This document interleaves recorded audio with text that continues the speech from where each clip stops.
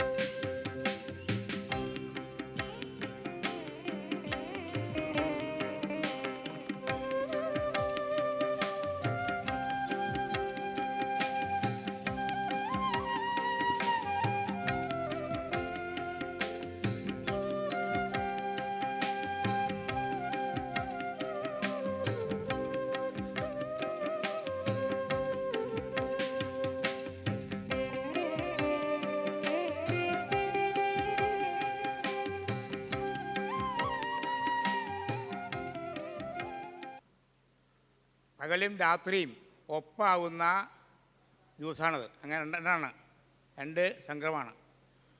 മേടസംക്രമത്തിൽ പകലും രാത്രിയും ഒപ്പാണ്. ഇത് തന്നെ തുലാസംക്രമത്തിലും അങ്ങനെ വരും. ഈ കാലത്ത് മേടത്തിലെ ഒന്നാമത്തെ ദിവസം വിഷു 1-ാം തീയതി. വിഷു 1-ാം തീയതി എത്ര തീയതി ചോദിക്കാറുണ്ട്.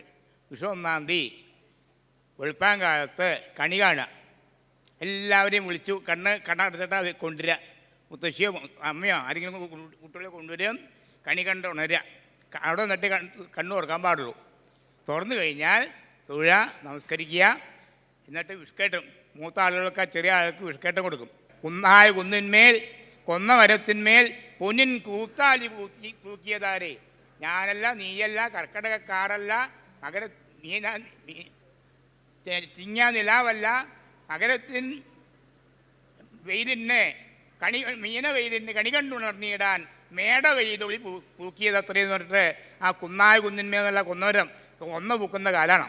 ആ കൊന്ന പൂക്കുന്ന കണിക്കൊന്ന പൂവ് എല്ലാവരും വീട്ടിലും പണ്ടുണ്ട്. ഇനി അതും രണ്ടാമത് ആ കൃഷിയൊക്കെ ഉണ്ടാക്കണം എന്ന് പറഞ്ഞുകൊണ്ട് എല്ലാവരും എന്നും നല്ല പ്രവൃത്തി ചെയ്ത് നല്ല കർമ്മം ചെയ്ത് ഭംഗിയായിട്ട് ജീവിക്കാൻ ഉള്ള ഒരാഹ്വാനമാണ് ഈ നിങ്ങൾക്ക് എല്ലാവർക്കും എൻ്റെ നാവ് കൊണ്ട് ഒരു വിഷ്കേട്ടൻ ഞാൻ തരിക. സന്തോഷം.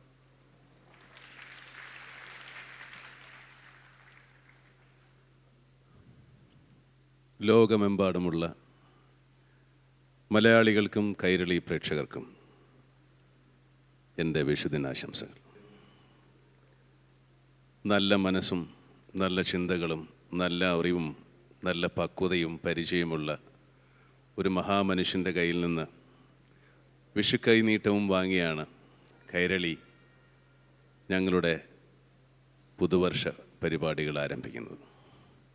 ഇതൊരു നല്ല നിമിത്തമാകട്ടെ.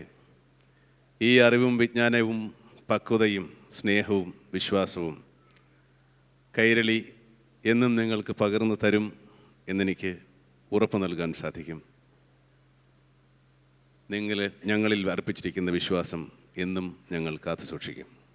എല്ലാവർക്കും ഒരിക്കൽ കൂടി വിഷുദിന ആശംസകൾ.